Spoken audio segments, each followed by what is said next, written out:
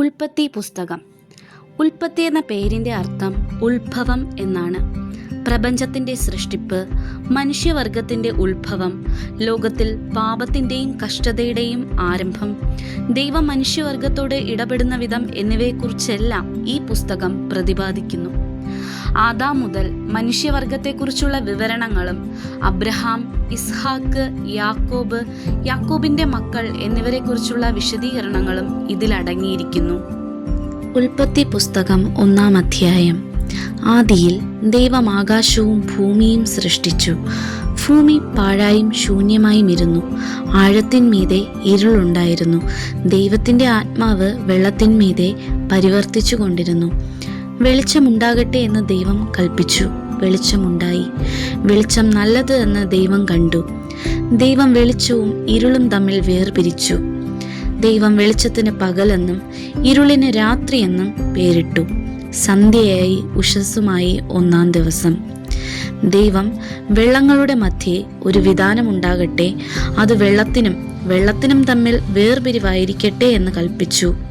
വിധാനമുണ്ടാക്കിയിട്ട് ദൈവം വിധാനത്തിന് കീഴുള്ള വെള്ളവും വിധാനത്തിന് മീതെയുള്ള വെള്ളവും തമ്മിൽ വേർപിരിച്ചു. അങ്ങനെ സംഭവിച്ചു. ദൈവം വിധാനത്തിന് ആകാശമെന്ന് പേരിട്ടു. സന്ധ്യയായി ഉഷസ്സുമായി 2-ാം ദിവസം. ദൈവം ആകാശത്തിന് കീഴുള്ള വെള്ളം ഒരു സ്ഥലത്തു കൂടട്ടെ, ഉണങ്ങിയ നിലം കാണട്ടെ എന്ന് കൽപ്പിച്ചു. അങ്ങനെ സംഭവിച്ചു. ഉണങ്ങിയ നിലത്തിന് ദൈവം ഭൂമിയെന്നും വെള്ളത്തിന്റെ കൂട്ടത്തിന് സമുദ്രമെന്നും പേരിട്ടു. നല്ലത് എന്ന് ദൈവം കണ്ടു. ഭൂമിയിൽ നിന്ന് പുല്ലും വിത്തുള്ള സസ്യങ്ങളും ഭൂമിയിൽ അതതുതരം വിത്തുള്ള ഫലം കായ്ക്കുന്ന വൃക്ഷങ്ങളും മുളച്ചു വരട്ടെ എന്ന് ദൈവം കൽപ്പിച്ചു. അങ്ങനെ സംഭവിച്ചു. ഭൂമിയിൽ നിന്ന് പുല്ലും അതതുതരം വിത്തുള്ള ഫലം കായ്ക്കുന്ന വൃക്ഷങ്ങളും മുളച്ചു വന്നു. നല്ലത് എന്ന് ദൈവം കണ്ടു. സന്ധ്യയായി ഉഷസ്സുമായി 3-ാം ദിവസം. പകലും രാവും തമ്മിൽ വേർപിരിവാൻ ആകാശവിധാനത്തിൽ വെളിച്ചങ്ങൾ ഉണ്ടാകട്ടെ. അവ അടയാളങ്ങളായും കാലം, ദിവസം, സംവത്സരം എന്നിവ തിരിച്ചറിവാനായും ഉതകട്ടെ. ഭൂമിയെ പ്രകാശിപ്പിപ്പാൻ ആകാശവിധാനത്തിൽ അവ വെളിച്ചങ്ങളായിരിക്കട്ടെ എന്ന് ദൈവം കൽപ്പിച്ചു. അങ്ങനെ സംഭവിച്ചു. പകൽ വാഴേണ്ടതിന് വലിപ്പമേറിയ വെളിച്ചവും രാത്രി വാഴേണ്ടതിന് വലിപ്പം കുറഞ്ഞ വെളിച്ചവുമായി 2 വലിയ വെളിച്ചങ്ങളെ ദൈവം ഉണ്ടാക്കി. നക്ഷത്രങ്ങളെയും ഉണ്ടാക്കി. ഭൂമിയെ പ്രകാശിപ്പിപ്പാനും പകലും രാത്രിയും വാഴുവാനും വെളിച്ചത്തെയും ഇരുളിനെയും തമ്മിൽ വേർപിരിപ്പാനുമായി ദൈവം അവയെ ആകാശവിധാനത്തിൽ നിർത്തി. നല്ലത് എന്ന് ദൈവം കണ്ടു. സന്ധ്യയായി ഉഷസ്സുമായി 4-ാം ദിവസം. വെള്ളത്തിൽ ജലജന്തുക്കൾ കൂട്ടമായി ജനിക്കട്ടെ. ഭൂമിയുടെ മീതെ ആകാശവിധാനത്തിൽ പറവജാതി പറക്കട്ടെ എന്ന് ദൈവം കൽപ്പിച്ചു. ദൈവം വലിയ തിമിംഗലങ്ങളെയും വെള്ളത്തിൽ കൂട്ടമായി ജനിച്ചു ചരിക്കുന്ന അതതുതരം ജീവജന്തുക്കളെയും അതതുതരം പറവജാതിയെയും സൃഷ്ടിച്ചു. നല്ലത് എന്ന് ദൈവം കണ്ടു. നിങ്ങൾ വർദ്ധിച്ചു പെരുകി സമുദ്രത്തിലെ വെള്ളത്തിൽ നിറവിൻ.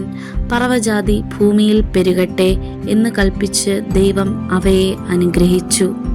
സന്ധ്യയായി ഉഷസ്സുമായി 5-ാം ദിവസം. അതതുതരം കന്നുകാലി, ഇഴജാതി, കാട്ടുമൃഗം ഇങ്ങനെ അതതുതരം ജീവജന്തുക്കൾ ഭൂമിയിൽ നിന്ന് ഉളവാകട്ടെ എന്ന് ദൈവം കൽപ്പിച്ചു. അങ്ങനെ സംഭവിച്ചു. ഇങ്ങനെ ദൈവം അതതുതരം കാട്ടുമൃഗങ്ങളെയും അതതുതരം കന്നുകാലികളെയും അതതുതരം ഭൂചര ജന്തുക്കളെയും ഉണ്ടാക്കി. നല്ലത് എന്ന് ദൈവം കണ്ടു. അനന്തരം ദൈവം, നാം നമ്മുടെ സ്വരൂപത്തിൽ നമ്മുടെ സാദൃശ്യപ്രകാരം മനുഷ്യനെ ഉണ്ടാക്കുക. അവർ സമുദ്രത്തിലുള്ള മത്സ്യത്തിന്മേലും ആകാശത്തിലുള്ള പറവജാതിയിന്മേലും മൃഗങ്ങളിന്മേലും സർവ്വഭൂമിയിന്മേലും ഭൂമിയിലെഴയുന്ന എല്ലാ ഇഴജാതിയിന്മേലും വാഴട്ടെ എന്ന് കൽപ്പിച്ചു. ഇങ്ങനെ ദൈവം തൻ്റെ സ്വരൂപത്തിൽ മനുഷ്യനെ സൃഷ്ടിച്ചു. ദൈവത്തിൻ്റെ സ്വരൂപത്തിൽ അവനെ സൃഷ്ടിച്ചു.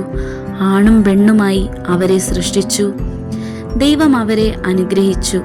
നിങ്ങൾ സന്താനപുഷ്ടിയുള്ളവരായി പെരുകി ഭൂമിയിൽ നിറഞ്ഞ് അതിനെ അടക്കി സമുദ്രത്തിലെ മത്സ്യത്തിന്മേലും ആകാശത്തിലെ പറവജാതിയിന്മേലും സകല ഭൂചര ജന്തുവിന്മേലും വാഴുവിൻ എന്ന് അവരോട് കൽപ്പിച്ചു.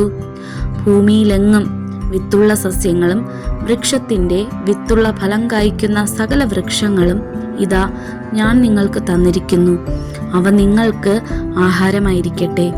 ഭൂമിയിലെ സകല മൃഗങ്ങൾക്കും ആകാശത്തിലെ എല്ലാ പറവകൾക്കും ഭൂമിയിൽ ചരിക്കുന്ന സകല ഭൂചര ജന്തുക്കൾക്കും ആഹാരമായിട്ട് പച്ച സസ്യമൊക്കെയും ഞാൻ കൊടുത്തിരിക്കുന്നു എന്ന് ദൈവം കൽപ്പിച്ചു. അങ്ങനെ സംഭവിച്ചു. താൻ ഉണ്ടാക്കിയതിനെയൊക്കെയും ദൈവം നോക്കി അതെത്രയും നല്ലത് എന്ന് കണ്ടു. സന്ധ്യയായി, ഉഷസ്സുമായി. 6-ാം ദിവസം